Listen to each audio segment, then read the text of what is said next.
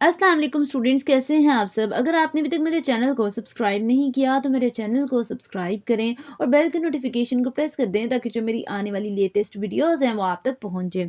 आज की जो मेरी वीडियो है इसमें मैं सप्लीमेंट्री प्रॉब्लम नंबर 40 को एक्सप्लेन करने लगी हूँ। तो सबसे पहले क्वेश्चन की स्टेटमेंट देखते हैं। स्टेटमेंट में क्या लिखा हुआ है, show that if vector a is not equal to zero and both of the conditions. A part अगर इसका देखें क्या लिखा हुआ है, a dot B is equal to A dot c, and b part अगर आप देखें तो वो किस तरह से लिखा हुआ है, A cross B is equal to A cross C, hold simultaneously then B is equal to C. ठीक है, हम लोगों ने क्या है, मतलब हमें वो ये चीज़ कह रहे हैं कि हम इस तरह से भी जो है कॉमा से पहले वाली चीज़ पहले तो प्रूव करनी है। ठीक है, तो उसको प्रूव करने के लिए मैंने क्या लिखना है, जब भी इफ़ का मतलब होता है कि ये चीज़ हम लोगों ने लेट की है, तो कह रहे हैं if a cross B is equal to A cross c and a dot B is equal to A dot c, then कह रहे हैं कि अगर ये हम लोग इस तरह से लिखे हुए हैं तो ये इस तरह से भी लिखे जा सकते हैं कि ए का क्रॉस प्रोडक्ट ले लें बी माइनस सी से, किसके इक्वल है जीरो के, और इसके अलावा कह रहे हैं कि ए का डॉट प्रोडक्ट लिया जाए बी माइनस सी के साथ तो भी वो जीरो के इक्वल आ रहा है। वो कह रहे हैं ये जो मेरे पास ए और बी टर्म्स हैं वो इस तरह से भी लिखी जा सकती हैं। अब नेक्स्ट वो चीज़ प्रूव करने लगे हैं।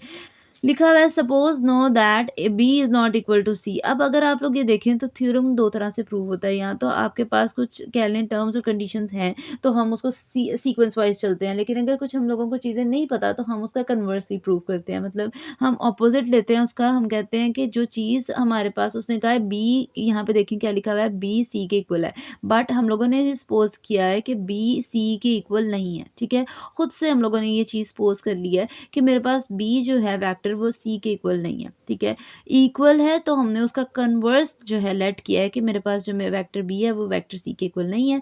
तो वो कह रहे हैं कि अगर ये वेक्टर बी सी के इक्वल नहीं है तो फिर हम इसको लिख सकते हैं A cross B B minus C is equal to zero. मतलब हम इसको इस तरह से लिख सकते हैं। ठीक है, ठीक है, ये तो वही चीज़ जो ये वाली टर्म है इसके साथ ये लिखी हुई थी वही चीज़ उठा के दोबारा लिख दी है यहाँ पे। अब वो कह रहे हैं ये बी माइनस सी इसी साइड पे रहेगा, लेकिन जो मेरे पास ये किसके इक्वल है, वो कह रहे हैं कि ए क्रॉस बी माइनस सी जो है लिखा हुआ इस टर्म में, उसको उसने कहा है कि उसकी वैल्यू है के ए। ठीक है, फॉर सम रियल कांस्टेंट, के कोई सा भी कांस्टेंट है और वो कह रहे हैं वो कांस्टेंट जीरो के इक्वल नहीं है। ठीक है, तो नेक्स्ट क्या कह रहे हैं कि हम लोगों ने जो मेरे पास बी माइनस सी है उसको मैंने कह दिया कि इसकी वैल्यू के वेक्टर ए है।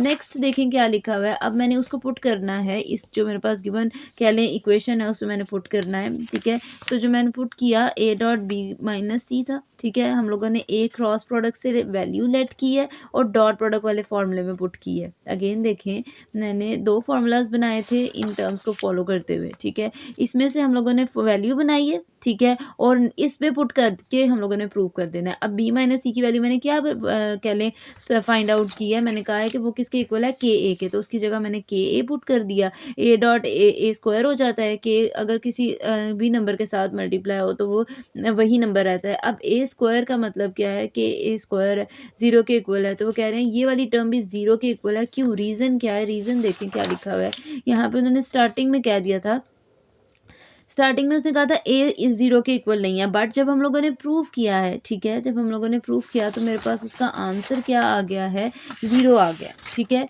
अगेन देखें, जब मैंने उसको प्रूव किया है तो मेरा उसका आंसर क्या है, ज़ीरो आ गया है। ठीक है, तो जो चीज़ हम लोग कह लें कि खुद से सपोज की थी, जब हम लोग कन्वर्स लेकर चल रहे थे तो इसका मतलब जो मेरे पास प्रूव आया वो भी उसका ऑपोजिट आया।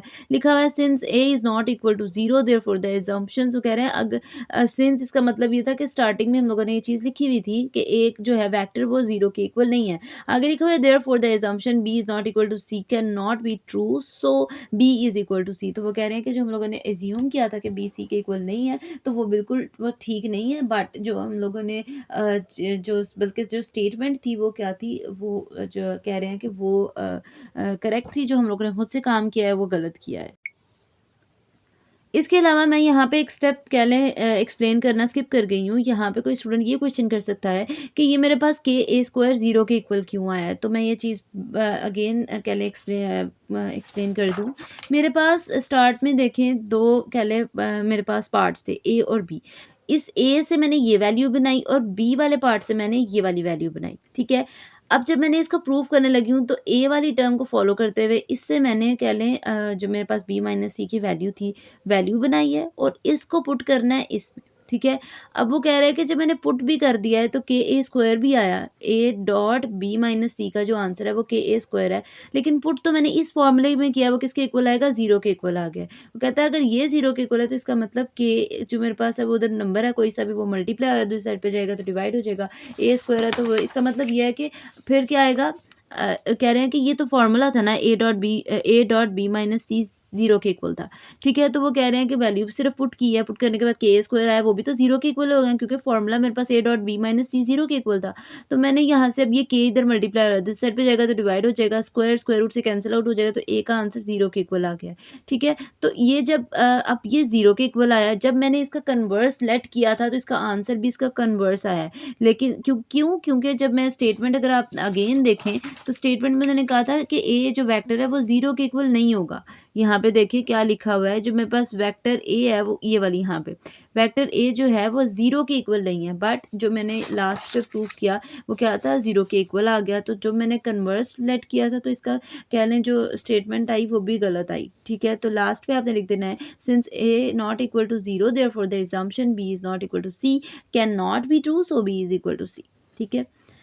अब नेक्स्ट ये तो मेरे पास इसका फर्स्ट कह लें सीक्वेंस वाइज को कॉमा से पहले वाला क्वेश्चन मैंने प्रूव कर दिया। अब मैं इसका कॉमा के बाद वाले प्रूव करूंगी। आगे लिखा हुआ है but if only one of these conditions holds, then कहता है अगर इनमें से कोई एक भी कंडीशन होल्ड करती है तो इसका मतलब ये होगा कि बी सी के इक्वल नहीं है, ठीक है। तो अब हम ये चीज़ बताते हैं कि ये किस तरह से हुआ है, ज़रा देखें।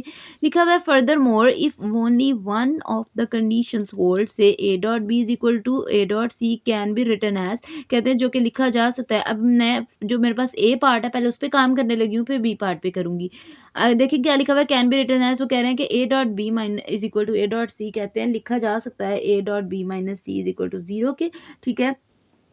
तो वो कह रहे हैं कि अगर ये इसके इक्वल लिखा जा सकता है तो हम क्या करेंगे, आगे लिखा है we can say that one of these three things true, कहता है अगर ये इसके इक्वल लिखा जा सकता है तो इसका मतलब ये है कि कोई सी तीन चीज़ें जो हैं वो ट्रू होंगी, ठीक है। इनमें से कोई सी, we can say that one of the, मतलब इन तीन चीज़ों में से कोई एक चीज़ ट्रू होगी। लिखा हुआ है that a is equal to 0 और that b minus C is equal to 0। वो कहता है कि इसका मतलब ये है कि या तो ए 0 है या तो बी माइनस सी 0 है, ठीक है।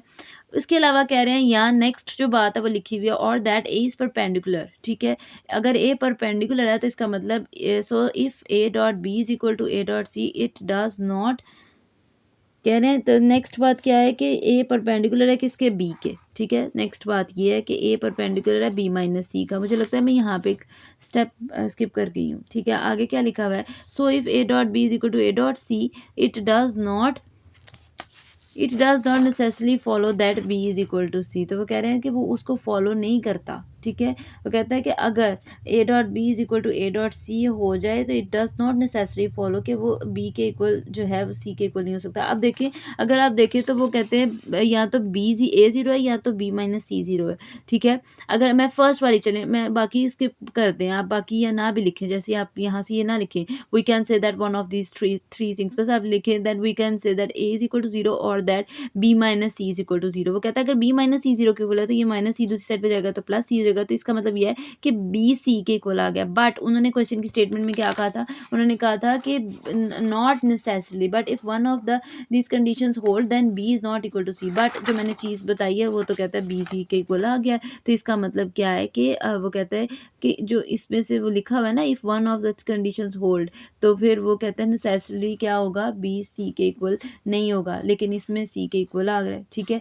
तो एक तो ये कंडीशन उसने बता दिया है। नेक्स्ट देखिए क्या लिखा हुआ है, similarly if one only A cross B A cross C holds it does not necessary follow that B is equal to C. इसमें भी वो ये चीज़ बता रहा है। सिमिलरली हम लोगों ने कहा है कि अगर ए क्रॉस सी के इक्वल है, होल्ड कर रहा है, तो इसका मतलब यह है कि बी सी के इक्वल नहीं होगा। ज़रूरी नहीं है कि वो बी सी के इक्वल हो। तो इसके एग्जाम्पल क्या लिखी है, इफ़ ए वैक्टर ए उसने आई कैप लेट कर लिया, बी वैक्टर बी उसने आई प्लस जे लेट कर लिया और वैक्टर सी उसने minus i plus j let कर लिया।